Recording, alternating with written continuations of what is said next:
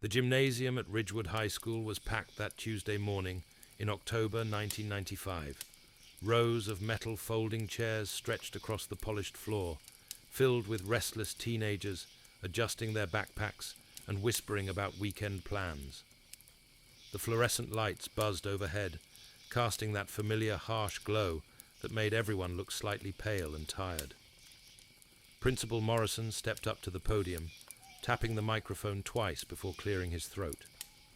The feedback squealed through the speakers, causing a collective wince from the assembled students. What happened next would haunt the small town of Cedar Falls, Pennsylvania, for nearly 3 decades.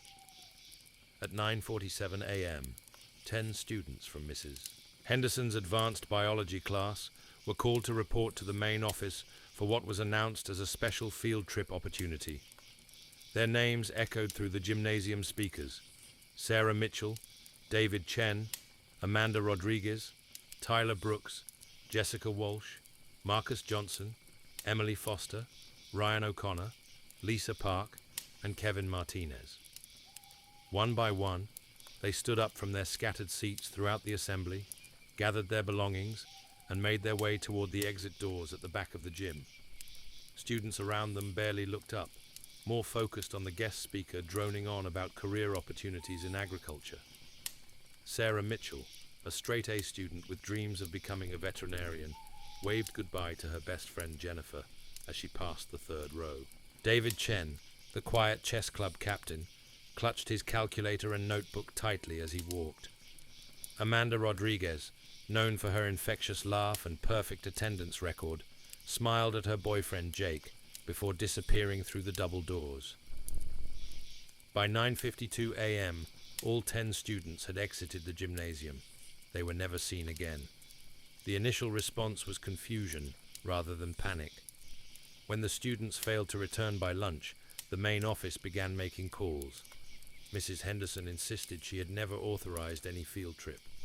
The bus company had no record of dispatching a vehicle to Ridgewood High that morning. Parents started arriving at the school by 2 p.m., demanding answers that no one could provide. The police were called at 3:15 p.m. By evening, search teams were combing through the surrounding woods and neighborhoods.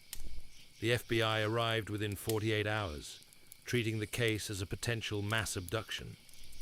News vans lined the streets around the school, their satellite dishes reaching toward an overcast sky that seemed to mirror the town's growing despair. But despite extensive searches, interviews with hundreds of witnesses, and the investigation that would span years, no trace of the 10 students was ever found. No bodies, no clothing, no backpacks, no evidence of where they had gone or what had happened to them after they walked out of that gymnasium. The case file eventually went cold. Families moved away. The school installed new security systems.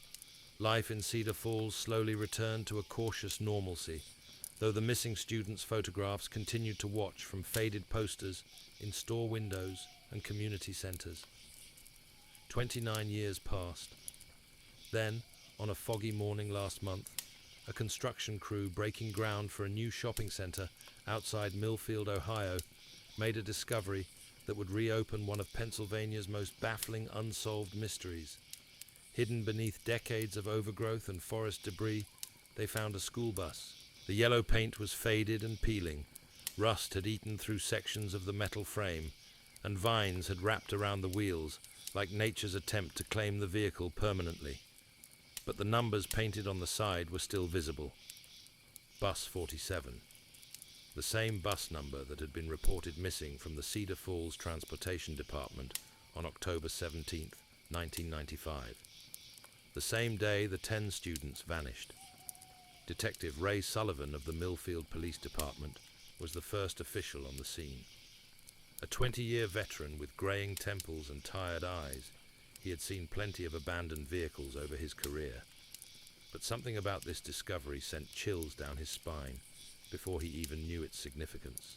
The bus sat at an odd angle in a small clearing, as if it had been driven there intentionally and left. The engine compartment was open, tools scattered on the ground nearby. Most unsettling were the windows. Every single one had been boarded up from the inside, with what appeared to be rough planks of wood, creating a sealed metal coffin in the middle of nowhere. Sullivan called it in immediately. Within hours, forensics teams from 3 counties descended on the site. They photographed every angle, collected soil samples, and began the delicate process of documenting what they found inside. The front section of the bus looked relatively normal. The driver's seat was pushed back, as if someone tall had been behind the wheel. Empty coffee cups sat in the cup holders, and a road atlas from 1994 lay open on the dashboard to a page showing routes through Pennsylvania and Ohio. But it was the passenger section that raised the most questions. The seats had been removed and replaced with what could only be described as makeshift living quarters. Sleeping bags were rolled up against the walls. Empty cans of food were stacked in corners. A small camp stove sat on a wooden crate that served as a table. Most disturbing were the scratches carved into the metal walls, deep gouges that spelled out names and dates. Sarah, October 20th. David, help us. Amanda, day 6. So hungry. The forensics team worked in shifts around the clock, cataloguing every piece of evidence. They found textbooks with Ridgewood High School stamps inside the covers, a class ring belonging to Tyler Brooks, Amanda Rodriguez's student ID card, cracked but still readable, personal items that confirmed what everyone already suspected, but no one wanted to believe. This was where the 10 missing students had been taken. Dr. Patricia Wells, the lead forensic anthropologist, examined the scratches in the walls with particular interest. The depth and angle of the marks suggested they had been made with improvised tools, possibly belt buckles or the metal edges of textbook covers. More telling was the timeline the scratches revealed. The earliest dates carved into the walls were from late October 1995, just days after the students disappeared. But the markings continued for weeks, some extending into November and December. These weren't the desperate scratches of people held for a few hours or days. These students had been kept alive in this bus for months. The discovery sent shockwaves through Cedar Falls. Parents who had spent decades wondering if their children might still be alive somewhere now faced the brutal reality that they had likely died in captivity, trapped in a converted school bus in the middle of an Ohio forest. But even more disturbing questions began to emerge as investigators dug deeper into the evidence. Who had driven the bus to Ohio? How had they managed to keep 10 teenagers contained for months without anyone discovering them? And most importantly, what had ultimately happened to the students themselves? Because despite finding clear evidence that the 10 missing students had been held in the bus, their bodies were nowhere to be found. Detective Sullivan expanded the search to include the entire wooded area surrounding the bus. Ground-penetrating radar revealed several disturbed patches of earth, but excavation turned up nothing more than animal remains and decades-old debris. Cadaver dogs were brought in from across the region, their sensitive noses searching for any trace of human decomposition. They found nothing. The investigation took another strange turn when forensics discovered that the bus's engine had been deliberately disabled. Someone had removed key components and scattered them throughout the woods, making it impossible for the vehicle to be driven away. This wasn't abandonment, it was entrapment. More puzzling was the evidence of long-term habitation. The food cans found inside had expiration dates ranging from 1995 to early 1996, suggesting regular resupply trips. Someone had been caring for these students, keeping them alive for months in this isolated prison. But who? And why?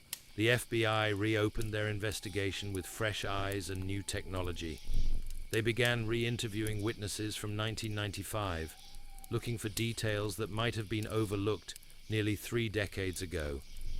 They examined every aspect of the original case, from the mysterious assembly announcement to the students' final moments in the gymnasium. What they discovered would challenge everything investigators thought they knew about the disappearance of the 10 Ridgewood High students. It started with a simple question: who had made the announcement calling the students to the main office that morning? The original investigation had assumed it came from the school's administrative staff, But when FBI agents interviewed retired Principal Morrison, now 78, and living in a nursing home in Florida, his memory of that day was surprisingly clear. He had never authorized any field trip announcement. In fact, he distinctly remembered being confused when students began leaving the assembly, but assumed it was related to some program he had forgotten about. In the chaos that followed, no one had thought to question who had actually made the announcement. The school's intercom system in 1995 was relatively simple. Anyone with access to the main office could have used it. But the timing was crucial. The announcement had been made at exactly 9:47 a.m., during the narrow window when the assembly had everyone's attention, but before the guest speaker began his presentation. Someone had planned this carefully. FBI agent Lisa Crawford had spent 15 years working cold cases, but the Ridgewood disappearance felt different from the moment she stepped onto the wooded crime scene. The rusted school bus sat like a monument to secrets, its yellow paint barely visible beneath layers of grime and decay. What bothered her most wasn't what they had found inside, but what they hadn't found anywhere else. The forensic evidence painted a disturbing picture of systematic planning. Someone had converted this bus into a mobile prison months, possibly years before the students were taken. The sleeping arrangements weren't hastily constructed. The food storage areas showed signs of careful organization. Even the wooden boards covering the windows had been cut to precise measurements and secured with industrial-grade bolts. This wasn't a crime of opportunity. This was a carefully orchestrated operation that had been in development for a very long time. Crawford's team began constructing a timeline of the bus itself. Vehicle identification records showed it had been reported stolen from a transportation depot in Columbus, Ohio, in March 1995, 7 months before the students disappeared. The theft had been filed as routine paperwork, just another case of vandals or joyriders making off with government property. No one had connected it to anything more sinister, but security footage from a truck stop near the depot, discovered in archived files that had somehow avoided destruction, showed something troubling. The bus hadn't been driven away by teenagers looking for a joyride. The person behind the wheel appeared to be an adult, someone who knew exactly how to operate the vehicle and where they were going. The footage was grainy, and the license plates had been obscured, but enhancement specialists were able to determine that the driver was likely male, average height, wearing what appeared to be maintenance coveralls. Most significantly, he had driven the bus with the confidence of someone familiar with its operation, someone who worked with school buses professionally. This revelation sent Crawford's team back to Cedar Falls with a new focus. They began examining everyone who had access to the school's transportation system in 1995.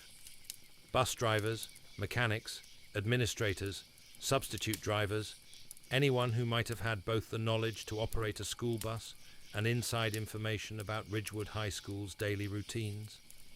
The list was shorter than expected, but more troubling than anyone had anticipated. Robert Henley had been Cedar Falls School District's head of transportation for 12 years when the students disappeared. A quiet man in his late 40s, he lived alone in a small house on the outskirts of town and was known for his meticulous attention to detail. His drivers respected him, parents trusted him, and administrators relied on his expertise to keep hundreds of students safe on their daily commutes. He had also called in sick on October 17, 1995. The discovery of Henley's absence on the day of the disappearance might have been dismissed as coincidence, except for what investigators found when they dug deeper into his background. Employment records showed a pattern of unexplained absences that coincided with school events and field trips. More concerning were complaints from several bus drivers about Henley's unusual interest in student rosters and seating assignments. Maria Santos, now retired but sharp as ever at 73, had driven Bus 23 for the Cedar Falls district throughout the 1990s. When FBI agents interviewed her at her daughter's home in Pittsburgh, her memories of Henley were unsettling. He would ask strange questions about specific students, she told Crawford. Which kids rode which buses, what their schedules were like, who their friends were. At first she thought he was just being thorough, making sure transportation ran smoothly. But some of his questions seemed too personal, too focused on individual children rather than operational concerns. Santos recalled one incident from the spring of 1995, just months before the disappearance. Henley had approached her after she finished her afternoon route and asked detailed questions about the advanced biology students. He wanted to know which buses they rode, what time they typically arrived at school, whether they participated in any after-school activities that might change their schedules. She had found it odd enough to mention to her supervisor, but nothing had come of the conversation. Now, nearly 30 years later, those seemingly innocent questions took on a sinister significance. The investigation into Henley revealed a man who had lived a carefully compartmentalized life. Neighbors described him as polite but distant, someone who kept to himself and rarely engaged in community activities. He had never married, had no close friends that anyone could identify, and spent most of his free time working on what he described as automotive restoration projects in his garage. That garage became the focus of intense scrutiny when investigators obtained search warrants for Henley's former property. The house had been sold years ago after his disappearance in 1996, just months after the students vanished. But the current owners had never touched the detached garage, using it only for storage. What they found inside changed everything. The garage had been converted into what could only be described as a command center. Maps of Pennsylvania and Ohio covered every wall, marked with routes, timing notations, and detailed observations about traffic patterns. School schedules from multiple districts were pinned to bulletin boards alongside photographs of various schools, including dozens of images of Ridgewood High School, taken from different angles and at different times of day. But most disturbing was a detailed floor plan of the school, marked with notes about security cameras, administrative schedules, and the timing of various daily activities. Someone had spent months, possibly years, studying every aspect of Ridgewood High School's operations. In a filing cabinet buried beneath automotive magazines and repair manuals, investigators discovered folders containing detailed information about students from Mrs. Henderson's advanced biology class.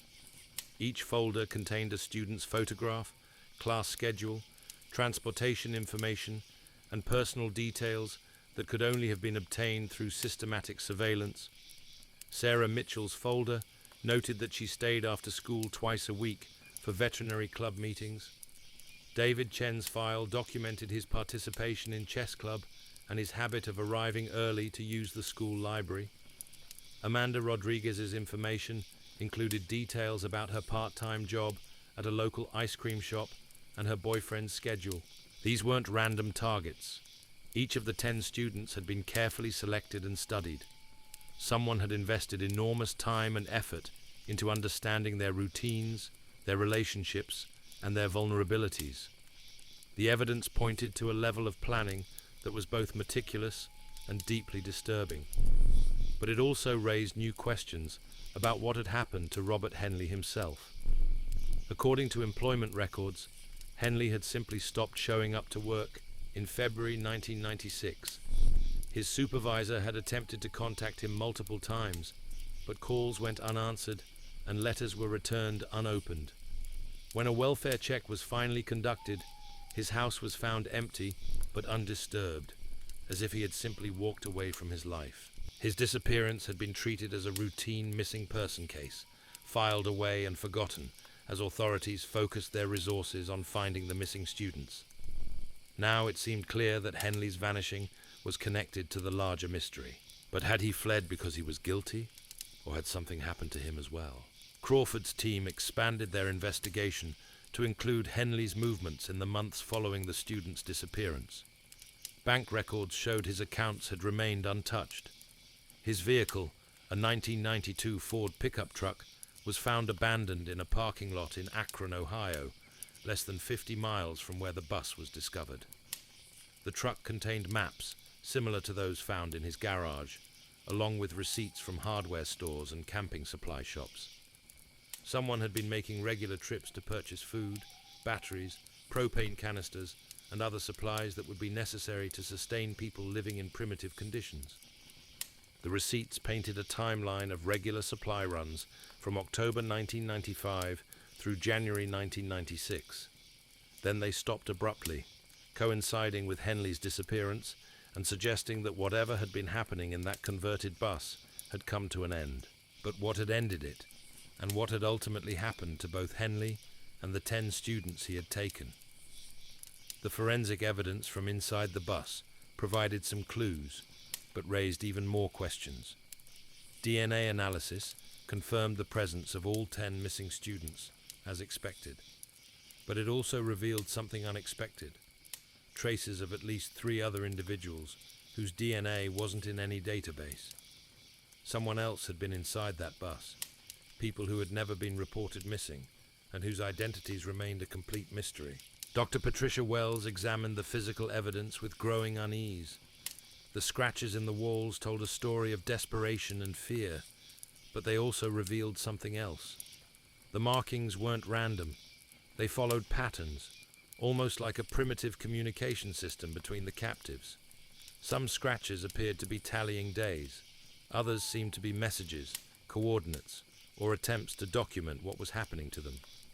Most intriguingly, several markings appeared to be warnings or instructions, as if the students had been trying to help each other survive or prepare for something. One series of scratches, found near what had been converted into a sleeping area, read, "RH comes Tuesdays, plan for Wednesday." Another, carved deep into the metal near the emergency exit, simply said, "Trust no one new." The implications were chilling. These students hadn't just been imprisoned. They had been living in constant fear of their captor while trying to maintain some hope of escape or rescue.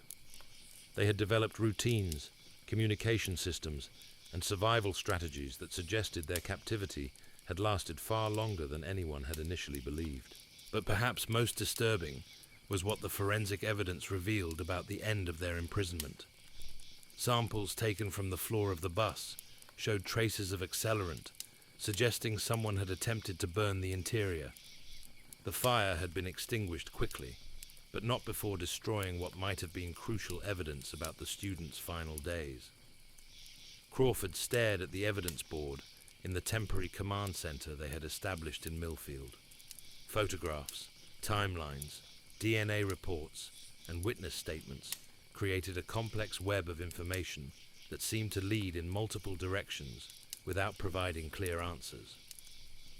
10 students had been taken from their school and held captive for months in a converted bus.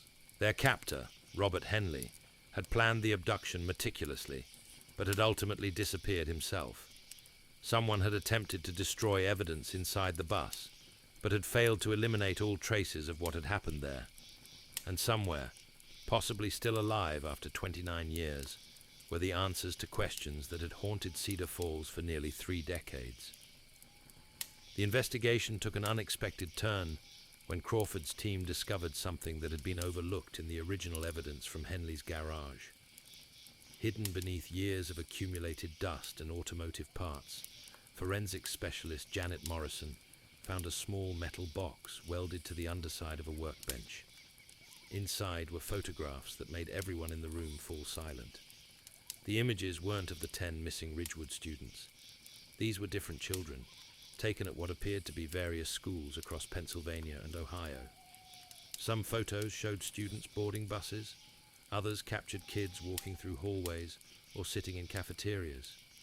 Each photograph had been taken from a distance, using a telephoto lens, giving them the unsettling quality of surveillance footage.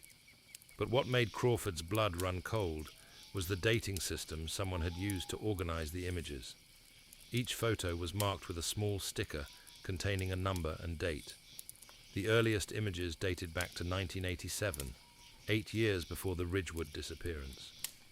The most recent were from late 1995, just weeks before the students vanished. This wasn't Robert Henley's first operation. This was the work of someone who had been targeting children for nearly a decade. Dr. Amanda Pierce, a behavioral analyst with the FBI's Behavioral Analysis Unit, flew in from Quantico to examine the evidence. A specialist in long-term predatory behavior, Pierce had worked some of the Bureau's most complex cases involving serial abduction. What she found in Henley's documentation disturbed her more than most cases she had encountered. The level of organization was extraordinary, Pierce explained to Crawford's team during a briefing in the Millfield police station. Most predators who target children operate impulsively, driven by immediate gratification. But Henley had demonstrated a level of patience and planning that suggested something far more calculated. The photographs weren't random. Each school had been studied for months, sometimes years. Henley had documented security procedures, staff schedules, student routines, and transportation logistics with the thoroughness of a military intelligence operation. He had identified potential targets, studied their vulnerabilities, and developed detailed extraction plans. Most unsettling was evidence that Henley had actually tested his methods multiple times before the Ridgewood operation.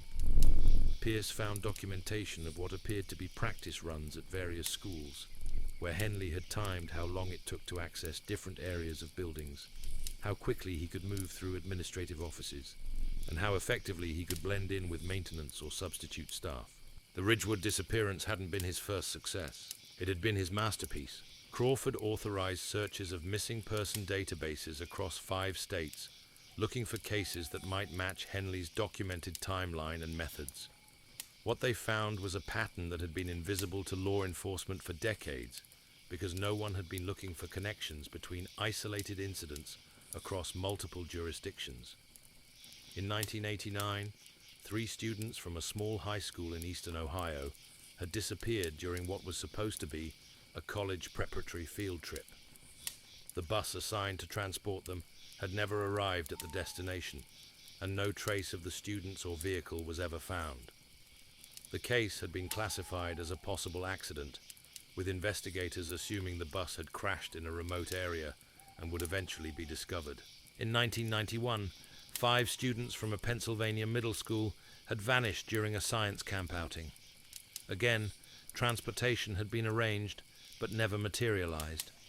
Parents had been told there was confusion about scheduling, and by the time anyone realized something was wrong, hours had passed. The students seemed to have simply evaporated. In 1993, 4 high school students from West Virginia had disappeared after being called out of class for what was described as a special academic opportunity. Like the Ridgewood case, the announcement had come over the school's intercom system, but no administrator could account for who had made it or authorized the program. Each case shared disturbing similarities.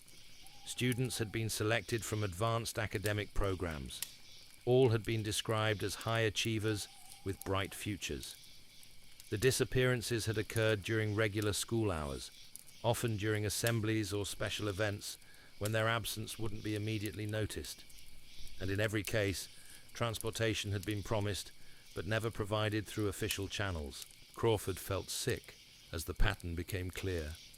Over nearly a decade, someone had been systematically targeting and abducting gifted students from schools across the region. The Ridgewood case wasn't an isolated incident. It was part of a much larger and more horrifying operation. But why these specific children? What made high-achieving students particularly attractive to someone like Henley?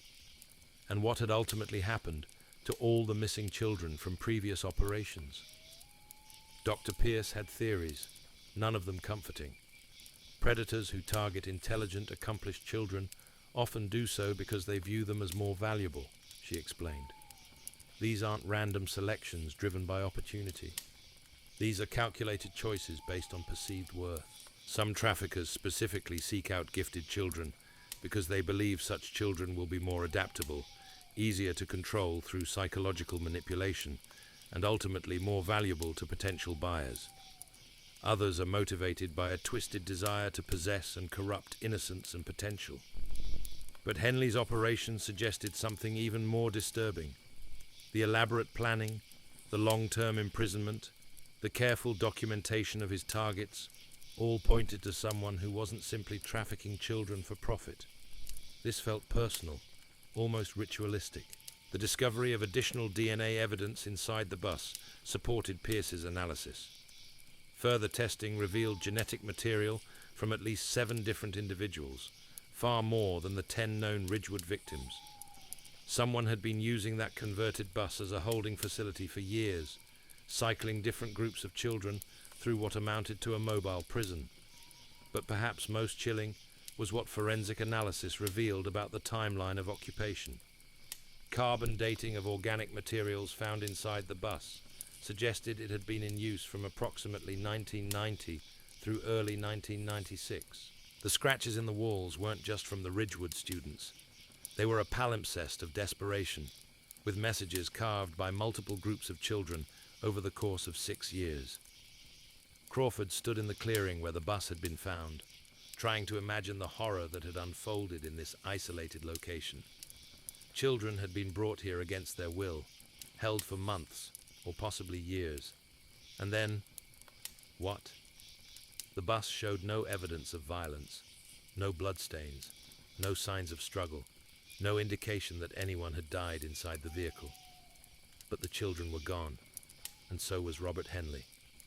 Something had happened to end the operation. But what? The answer came from an unexpected source. While reviewing archived news reports from the region, FBI researcher Michael Torres discovered a small item that had appeared in several Ohio newspapers in February 1996. A maintenance worker at a water treatment facility outside Toledo had reported finding what appeared to be human remains in a settling pond that was scheduled for dredging. The remains had been too decomposed for identification, and the case had been classified as a probable drowning or accidental death. But the timing coincided exactly with the end of Henley's supply runs and his disappearance. Crawford requested exhumation of the remains, which had been buried in a county potter's field after no one had claimed the body. DNA analysis would take weeks, but dental records provided a quicker answer. The remains belonged to Robert Henley. The discovery raised more questions than it answered. If Henley had been dead since February 1996, what had happened to the children he had been holding? Who had been making the supply runs to sustain them? And who had ultimately decided to abandon the bus and scatter the evidence? Dr. Pierce reviewed the timeline with growing concern. If Henley had died in early 1996, but the bus showed evidence of attempted destruction months later, someone else had been involved in the operation. Either Henley had been working with accomplices, or someone had discovered his activities and taken control of the situation. Neither possibility was reassuring. The investigation expanded to include everyone who had known Henley personally or professionally. Co-workers, neighbors, acquaintances, anyone who might have been aware of his activities or could have taken over his operation. The search revealed a man who had lived an extraordinarily isolated existence, with very few meaningful relationships or social connections. But it also uncovered something that had been missed in the original investigation. Henley had been adopted as a child, and his adoption records were sealed. Standard procedure in 1995 had been to respect those privacy barriers, but current investigations had more leeway to examine historical documents that might be relevant to ongoing criminal cases. The adoption records painted a disturbing picture. Henley had been removed from his biological family at age 6 due to severe abuse and neglect. He had spent 2 years in the foster care system before being placed with Harold and Martha Henley, a childless couple who ran a small farm outside Cedar Falls. The Henleys had been considered model adoptive parents by social services. They provided structure, education, and stability for the troubled child.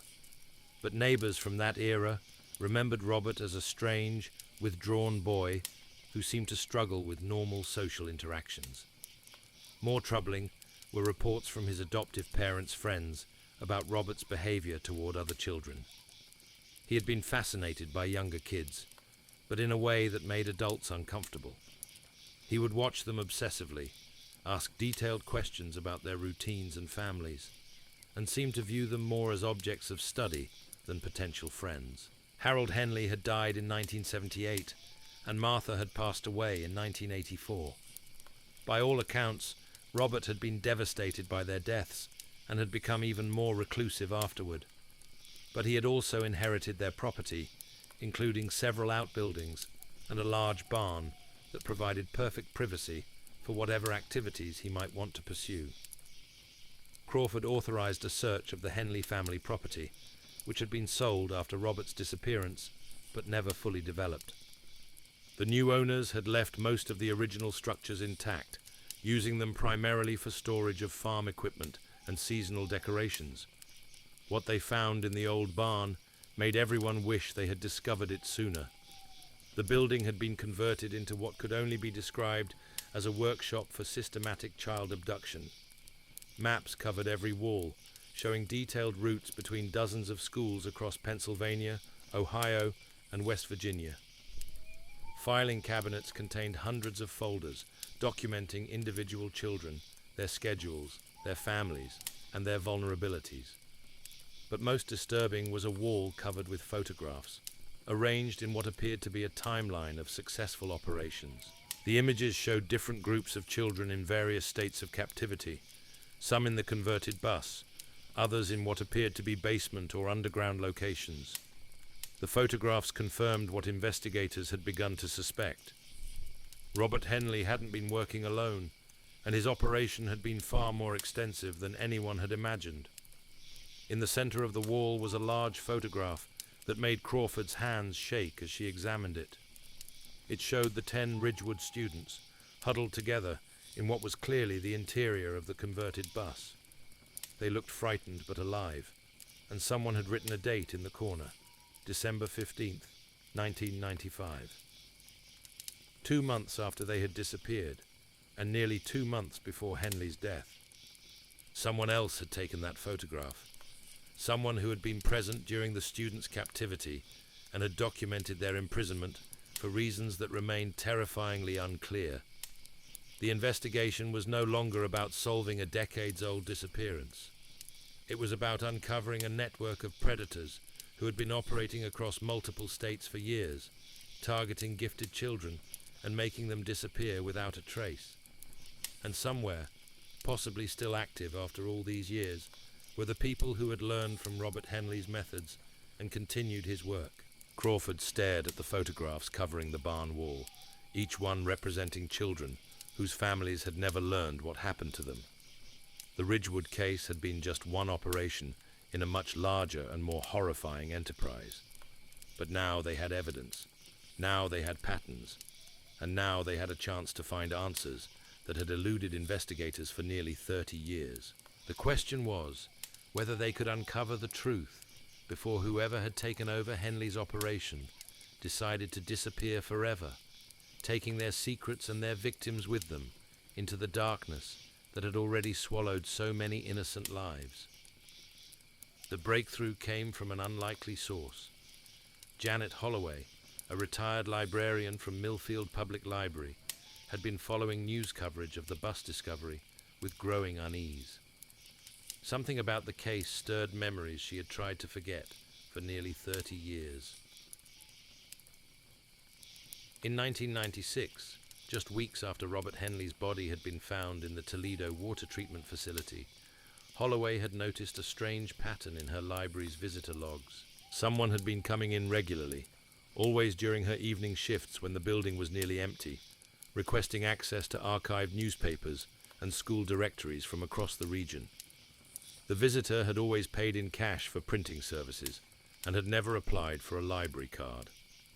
He claimed to be a freelance journalist, researching a story about missing children, which had seemed reasonable given the recent publicity surrounding the Ridgewood case.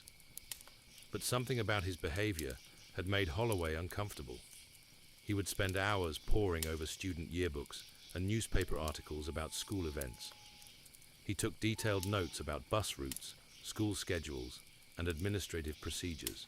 Most unsettling, he seemed particularly interested in photographs of students who had won academic awards or participated in advanced programs. Holloway had mentioned her concerns to the head librarian at the time, but nothing had come of it. The man had eventually stopped coming, and she had assumed he had finished whatever research project had brought him there. Now, Seeing the photographs from Henley's barn, she realized she may have witnessed someone continuing his work. Her description of the visitor was frustratingly vague. Middle-aged, average height, brown hair going grey at the temples. He had worn reading glasses and dressed like a substitute teacher or office worker. Nothing distinctive, except for his habit of arranging his research materials in precise, methodical piles and his tendency to photograph pages rather than make photocopies. But Holloway had kept something that proved invaluable to Crawford's investigation. As head of the library's evening security protocols, she had maintained a visitor sign-in log that included license plate numbers for anyone who stayed past closing time. The practice had been discontinued in 1998, but the old logs were still stored in the library's basement archives. The license plate registered to a 1994 Honda Accord owned by Martin Kellerman of Youngstown, Ohio. Crawford's team ran Kellerman's name through every database available. What they found was a man who had lived an unremarkable life as a substitute teacher and part-time tutor throughout northeastern Ohio. He had no criminal record, no history of complaints or disciplinary actions, and references from multiple school districts described him as reliable and professional. But there were patterns that became disturbing when viewed in the context of Henley's operation. Kellerman had worked as a substitute teacher in 14 different school districts between 1989 and 2010. His assignments frequently coincided with periods when students had gone missing or when unexplained incidents had occurred at various schools. More telling was his tutoring business. Kellerman advertised his services specifically to families with gifted children, offering specialized programs for students who were academically advanced or had been accepted into prestigious summer programs. He had excellent references from satisfied parents and had never been accused of inappropriate behavior. But when Crawford's team contacted families who had used Kellerman's tutoring services, they discovered a pattern of uncomfortable interactions. Several parents mentioned that he had asked unusually detailed questions about their children's schedules, transportation arrangements, and social activities. Some recalled him showing excessive interest in family vacations, after-school programs, and situations where children might be away from home for extended periods. Patricia Weber, whose daughter had been tutored by Kellerman in 1998, remembered being puzzled by his insistence on meeting with students in his home office, rather than public locations like libraries or community centers. He had explained that his specialized materials and computer programs were too valuable to transport, but something about the arrangement had made her uncomfortable. Her daughter Emma, now 32 and living in Cleveland with children of her own, agreed to speak with investigators about her experiences with Kellerman. The conversation left Crawford feeling sick to her stomach. Emma remembered Kellerman as a patient, knowledgeable tutor who had genuinely helped improve her standardized test scores. But she also recalled aspects of their sessions that had seemed odd at the time and were deeply troubling in retrospect. Kellerman's home office had been equipped with multiple cameras, which he claimed were for security purposes. He had explained that he recorded sessions to review his teaching methods and protect himself from false accusations. Emma had accepted this explanation as reasonable, though it had made her self-conscious during their meetings. More disturbing were Kellerman's questions about her personal life.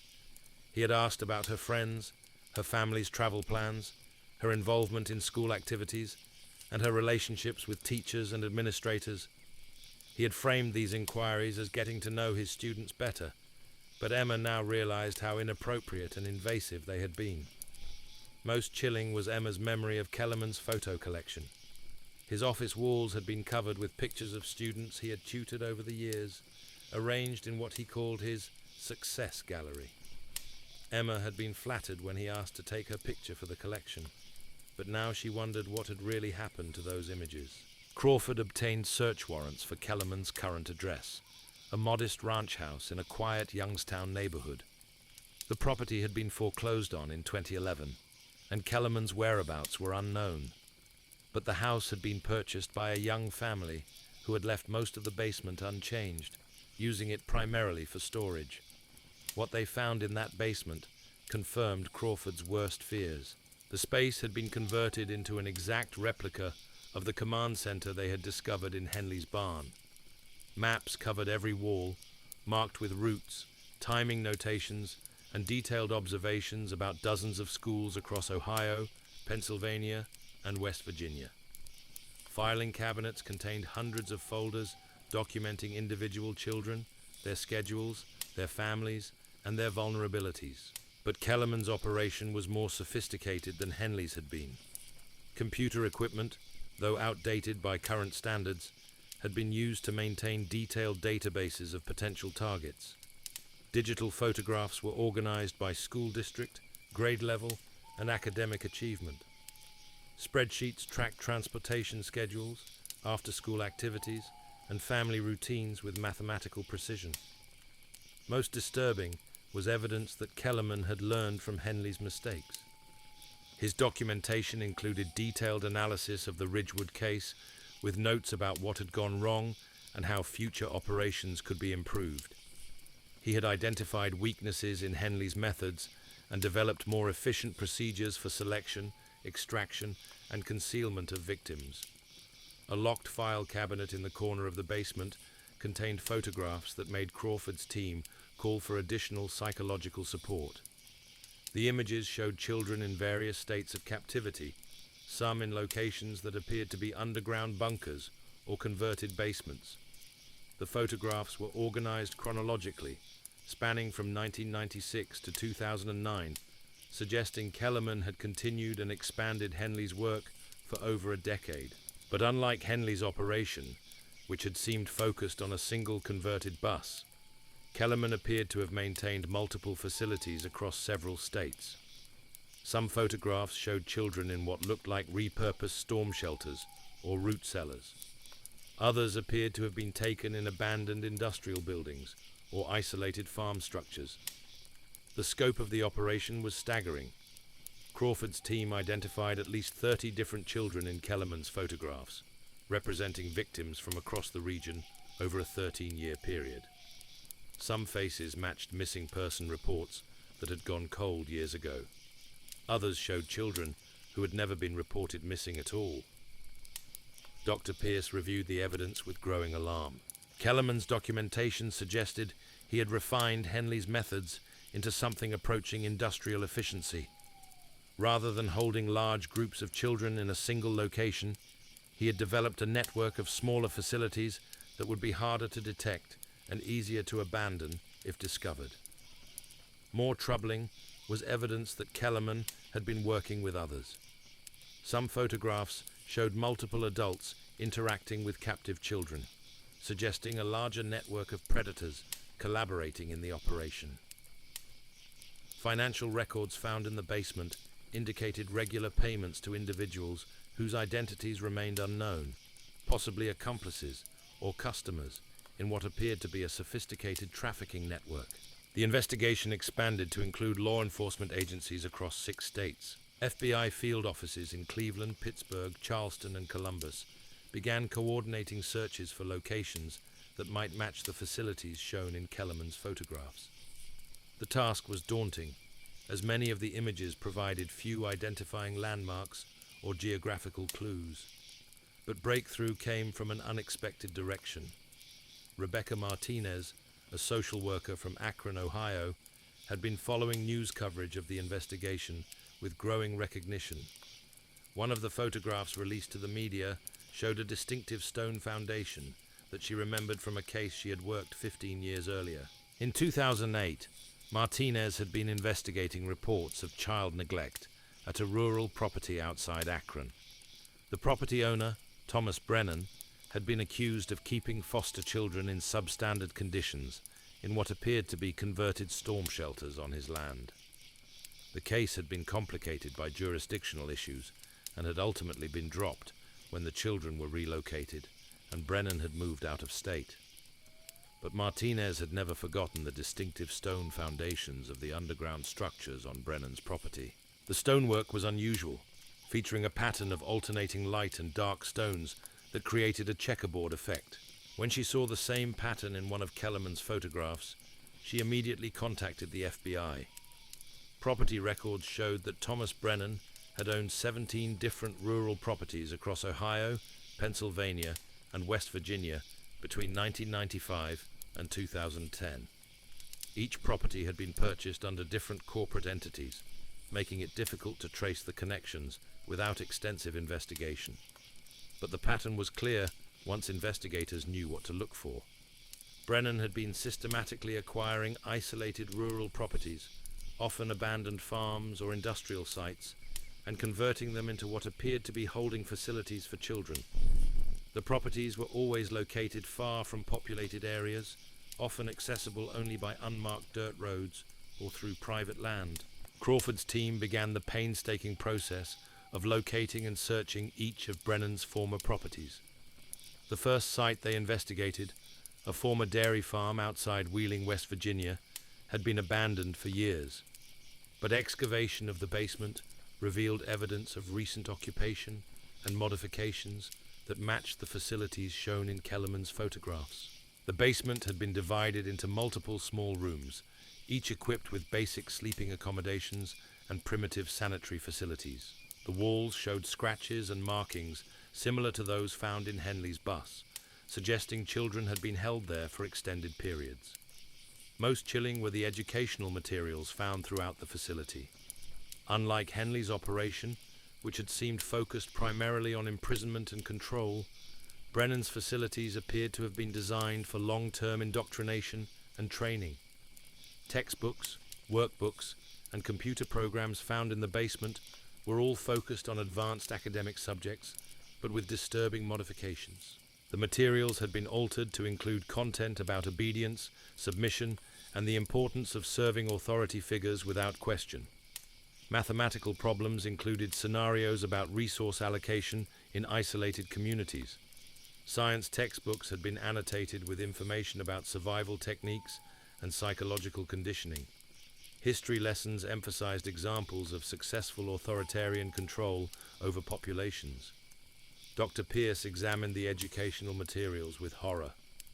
This wasn't just about trafficking children for profit or satisfying twisted personal desires. Someone had been systematically attempting to reshape the minds and personalities of gifted children, turning them into something else entirely. The implications were staggering. If Brennan and his associates had been operating for over a decade, they could have successfully conditioned dozens of children to accept captivity as normal and to view their captors as legitimate authority figures. Some of those children might still be alive, living in facilities that had never been discovered, believing their imprisonment was justified and necessary. Crawford stood in the converted basement of the West Virginia farm, trying to comprehend the scope of what they had uncovered. This wasn't just a case of missing children or even systematic abduction. This was evidence of a long-term operation designed to create a population of completely controlled individuals, people who had been shaped from childhood to accept any situation their captors deemed appropriate. The search of Brennan's other properties revealed similar facilities at 7 different locations. Each site showed evidence of long-term occupation by multiple children over periods spanning several years. The facilities had been abandoned at different times, suggesting a pattern of relocation that would have made detection extremely difficult for law enforcement agencies working independently. But the most disturbing discovery came at a property outside Morgantown, West Virginia, that appeared to have been operational much more recently than the others. The facility was larger and more sophisticated, featuring modern security systems, updated educational materials, and evidence of current or very recent occupation. In the main building, investigators found a computer system that contained detailed records of what appeared to be an ongoing operation. Files included current photographs of dozens of children, ranging in age from approximately 8 to 16. Some faces matched recent missing person reports from across the region. Others showed children who appeared to be living normal lives, attending schools, and participating in family activities, apparently unaware they were being targeted for future abduction. The computer files revealed that Brennan's operation had evolved far beyond the crude methods used by Henley in the 1990s. Current procedures included sophisticated surveillance techniques, psychological profiling of potential victims, and detailed planning for extractions that could occur months or even years after initial target identification. Most chilling were the files labeled as graduates. These contained information about individuals who had apparently completed whatever process Brennan's organization considered successful conditioning. The files included new identities, placement locations, and ongoing monitoring procedures for people who appeared to have been released back into society under carefully controlled circumstances. Crawford realized they weren't just investigating historical crimes. They were looking at an active operation that was still targeting children, still maintaining facilities, and still implementing whatever long-term plan had been developed over decades of systematic abduction and conditioning. The discovery of the Morgantown facility had revealed something far more extensive and terrifying than anyone had imagined. The investigation was no longer about solving a 30-year-old mystery. It was about stopping an ongoing conspiracy that had been operating in plain sight for decades, using sophisticated methods to make children disappear without leaving any trace that would trigger comprehensive law enforcement response. And somewhere, possibly in facilities that had never been discovered, were the 10 Ridgewood High School students who had walked out of that gymnasium in 1995. If they were still alive, they had been living in captivity for 29 years, subjected to whatever conditioning and control methods had been refined through decades of experimentation on dozens of other victims. The race was now on to find them before whoever had taken over the operation realized how much investigators had discovered and decided to eliminate all evidence of their crimes, including any surviving witnesses who could testify about what had happened to them. The computer files at the Morgantown facility contained something that made Crawford's blood freeze in her veins. Buried deep in a folder labeled Legacy Operations was a video file dated March 15th, 2024, less than 8 months ago. The footage was grainy, shot with a handheld camera in what appeared to be an underground bunker. The lighting was harsh and artificial, casting long shadows across concrete walls lined with metal bunks. But what Crawford saw in that video would haunt her for the rest of her career. 10 adults, ranging in age from their late 30s to early 40s, sat in perfect rows on metal folding chairs.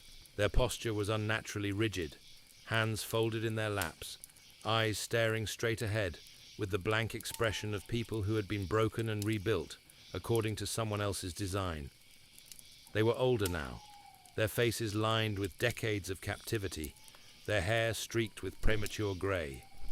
But Crawford recognized them immediately from the school photographs that had been pinned to bulletin boards across Cedar Falls for 29 years. Sarah Mitchell still had the same gentle eyes that had once dreamed of becoming a veterinarian, though now they held a vacancy that suggested those dreams had been systematically erased. David Chen sat with the same careful precision he had once brought to chess club, but his intelligence had been channeled into something entirely different. Amanda Rodriguez's infectious smile was gone, replaced by the neutral expression of someone who had learned that showing emotion brought punishment. They were alive. After 29 years of wondering, searching, and hoping, the 10 missing students from Ridgewood High School were alive. But what they had become was almost worse than if they had died in that converted school bus decades ago. Crawford watched in horror as an off-camera voice began asking the group questions. The responses came in perfect unison, like a chorus that had been rehearsed thousands of times over the course of nearly 3 decades. "What is your purpose?" the voice asked. "To serve and obey without question," they responded in perfect synchronization. "What is your greatest joy?" "To fulfill the wishes of our guardians and protectors." "What happens to those who resist?" A pause. Then, in voices that carried no emotion whatsoever, "They learn to embrace correction until they find peace." The video continued for nearly an hour, documenting what appeared to be a daily routine of psychological conditioning and behavioral reinforcement. The 10 former students moved through their responses with mechanical precision, like robots programmed to give exactly the answers their captors wanted to hear. But Crawford noticed something else in the footage, details that gave her the first hope she had felt since discovering the bus. Subtle glances between the captives, tiny gestures that seemed meaningful, a barely perceptible shake of the head from Sarah when Amanda hesitated before answering a particularly invasive question. They were still human underneath the conditioning. Some part of who they had been at 17 years old was still fighting to survive after decades of systematic psychological abuse. Dr. Pierce analyzed the video with the intensity of someone trying to decode a message written in an alien language. What she found was both encouraging and terrifying. The conditioning was extensive and sophisticated, clearly the result of decades of refinement and experimentation. But it wasn't complete. The subtle interactions between the captives suggested they had maintained some form of covert communication system, possibly developed over years of shared imprisonment. More significantly, several of the responses showed micro-expressions that indicated conscious deception. These people weren't just giving the answers they had been trained to provide. They were actively choosing to give those answers while hiding their true thoughts and feelings. That meant they were still capable of independent thought, planning, and potentially resistance. It also meant they might be able to provide information about their captors, their facilities, and other victims who might still be held in locations that hadn't been discovered. But it also meant any rescue operation would be extraordinarily dangerous.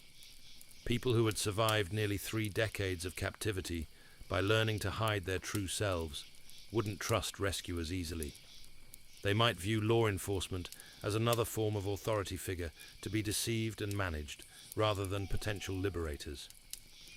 Crawford assembled a task force unlike anything the FBI had deployed for a missing persons case. Hostage rescue specialists, deprogramming experts, psychologists trained in cult intervention, and tactical teams experienced in underground facility assaults. The operation would require surgical precision and an understanding of psychology that went far beyond standard law enforcement training. The first challenge was locating the facility where the video had been recorded. The bunker shown in the footage could be anywhere within hundreds of miles of the Morgantown property where the computer files had been found. Analyzing the video for clues about location, construction materials, and environmental factors became a round-the-clock effort involving specialists from multiple agencies. The breakthrough came from an unexpected source. Dr. Michael Rawlings, a geology professor at West Virginia University, had been consulting with the FBI on soil samples collected from various Brennan properties. When he saw the video footage, something about the stone walls caught his attention.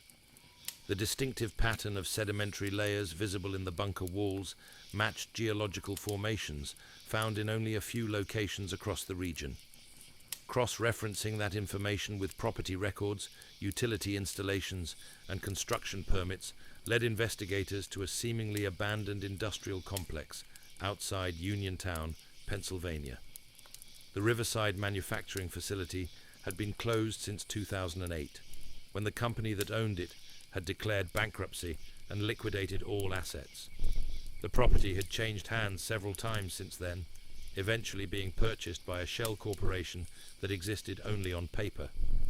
No maintenance had been performed on the buildings above ground, giving the entire complex the appearance of total abandonment. But satellite imagery revealed subtle signs of recent activity. Tire tracks leading to service roads that supposedly weren't in use.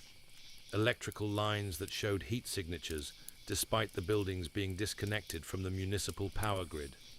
Most telling were the ventilation systems that appeared to be drawing fresh air into underground areas that weren't supposed to exist. Crawford's team established surveillance positions around the property, using advanced monitoring equipment to map the facility's layout and identify potential occupants. What they discovered was a compound that extended far deeper underground than any official blueprints indicated. The original manufacturing facility had been built on top of a network of limestone caves that had been partially excavated and reinforced over decades. Someone had invested enormous time and money into creating a hidden complex that could house dozens of people indefinitely while remaining completely invisible from the surface. Thermal imaging revealed at least 40 heat signatures moving through the underground areas. Some appeared to be following regular routines that suggested structured daily activities. Others remained stationary for long periods, possibly indicating individuals who were restrained or confined to specific areas.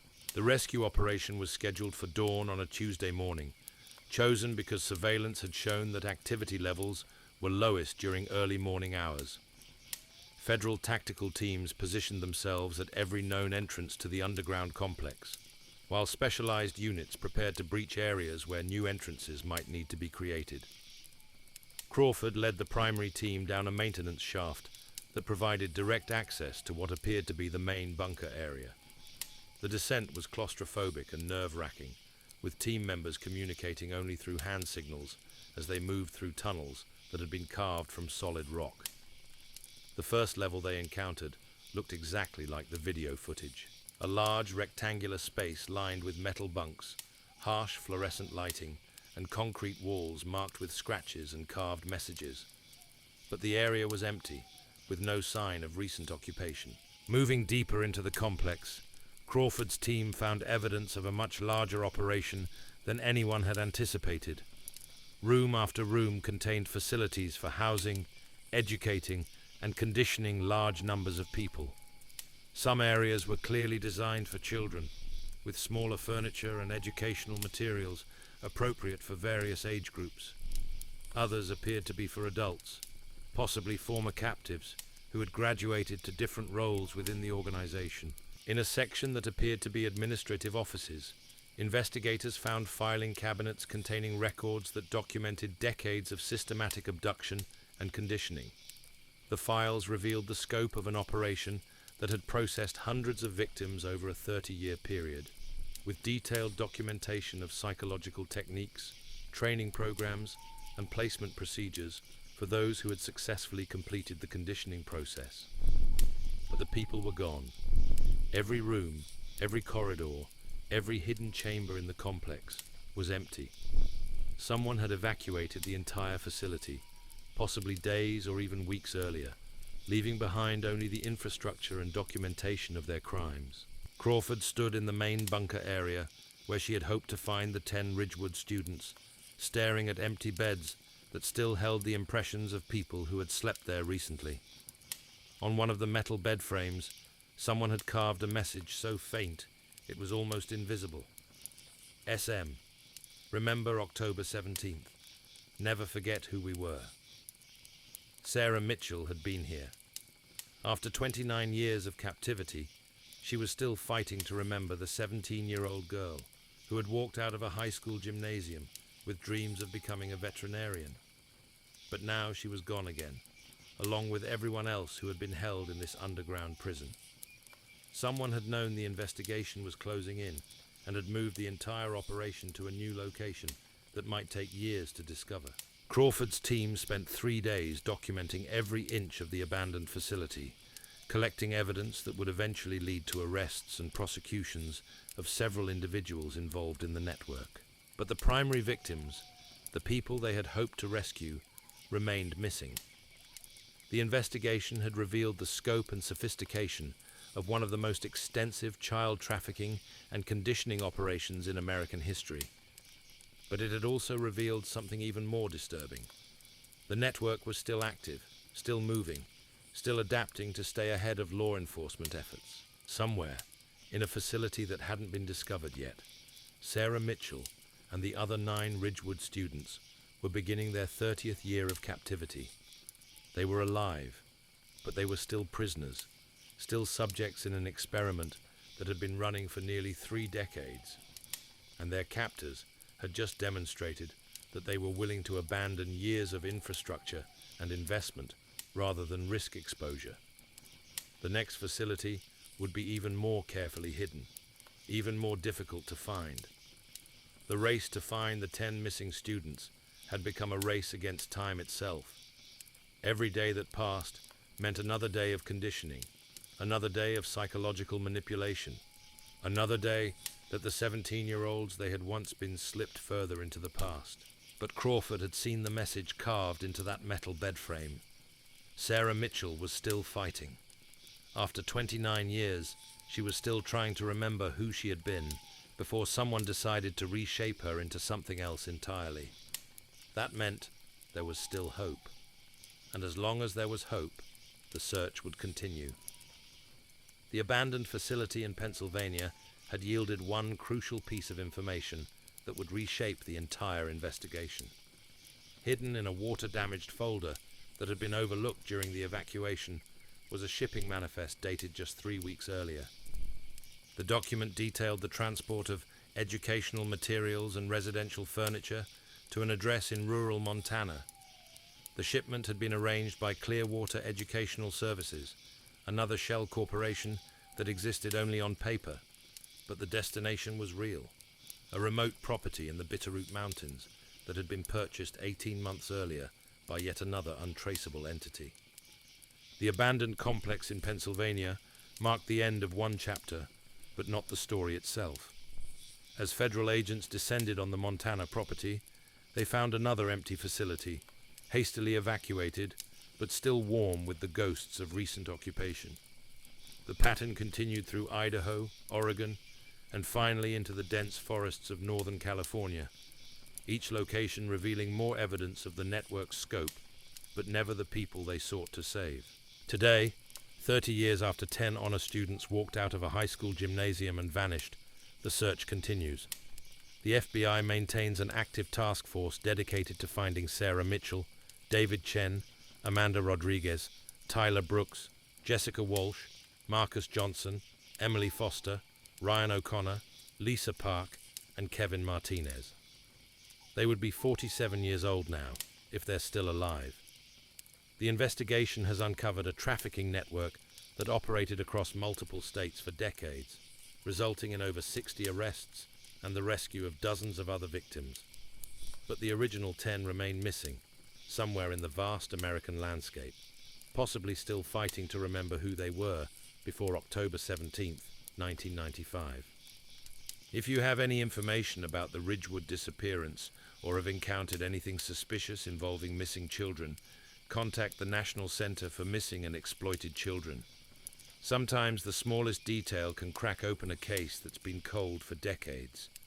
The yellow school bus still sits in an FBI evidence facility, its scratched walls holding secrets we may never fully understand.